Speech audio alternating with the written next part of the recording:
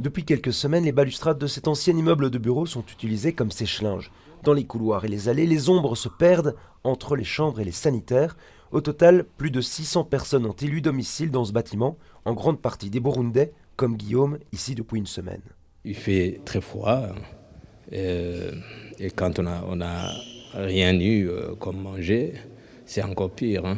J'ai fait la rue comme tout le temps d'autres et puis j'ai été récupéré de temps en temps par des amis.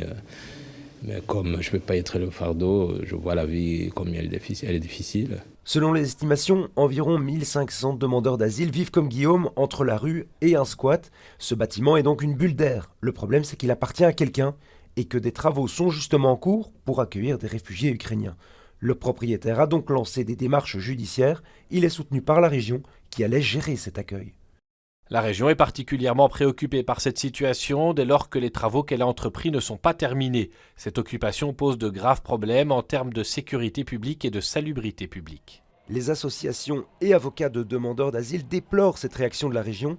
Ils manifestaient d'ailleurs ce midi au cabinet de la secrétaire d'État à l'asile et à la migration parce que c'est une compétence fédérale. C'est juste des gens qui étaient à la rue, qui ont trouvé le bâtiment ouvert et qui sont rentrés dedans.